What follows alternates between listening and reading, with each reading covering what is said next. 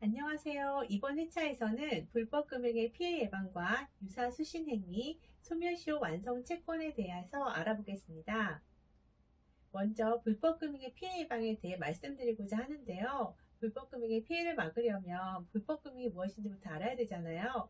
선생님, 불법금융이 뭔지 알려주세요. 네, 불법금융이란 금융계약의 체결이나 이행 과정에서 법률에 위반되는 행위가 발생하는 것을 의미하고 법과 제도를 벗어난 금융이 소비자의 권익을 침해하는 것을 불법금융이라고 합니다.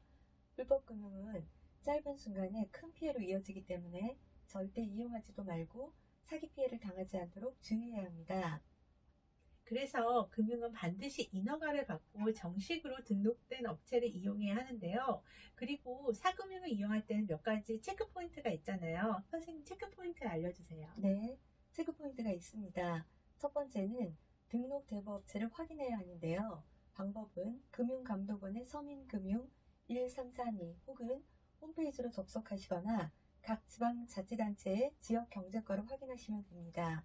두 번째, 계약서를 꼼꼼하게 작성하고 반드시 확인해야 합니다. 계약서 내용에 들어가는 대부기간, 이자율, 연체 이자율, 상환 방법, 기한 이익, 상실 조건 등을 꼼꼼히 살펴보아야 하며 참고로 법정 최고 금리는 연 25%입니다. 세 번째, 대출 중개 수수료 요구는 불법입니다. 대부업체가 대부와 관련하여 받은 금전은 어떤 명목이든 모두 이자에 포함됩니다. 선생님, 유사수신 행위에 대해서도 설명해 주세요.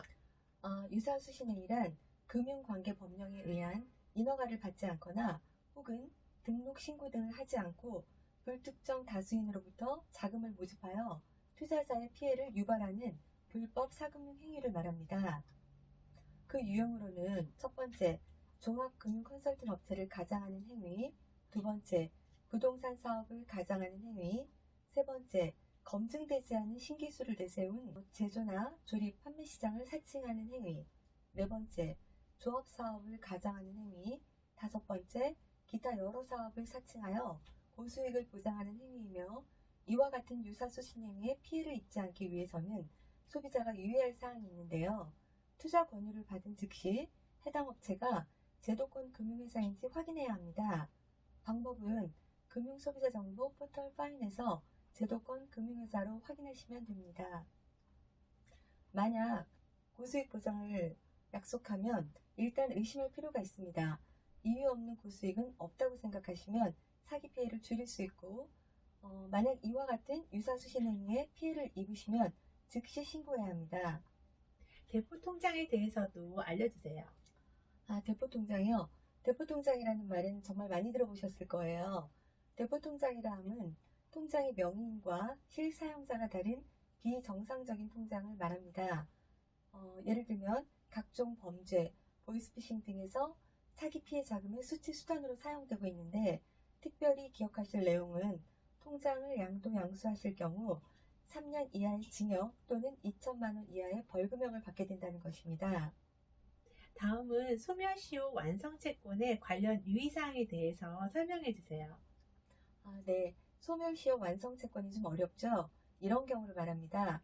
첫 번째, 5년 이상 채권자로부터 연락을 받지 않은 경우에 채권자에게 소멸시효 완성을 구두나 서면으로 주장하고 채무상환을 거절할 수 있습니다.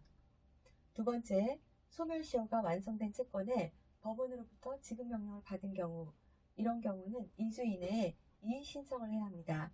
이의신청을 하지 않으면 지급명령 확정으로 상환 의무가 발생하므로 유의해야 합니다. 세 번째, 채무자가 소액이라도 변제하거나 갚겠다는 각서, 확인서 등을 작성해 주는 경우 시효가 다시 부활하므로 절대 응하지 않아야 합니다. 여기까지 불법금융에 대한 설명 잘 들으셨나요? 이번 회차 강의는 여기서 마치겠습니다. 감사합니다.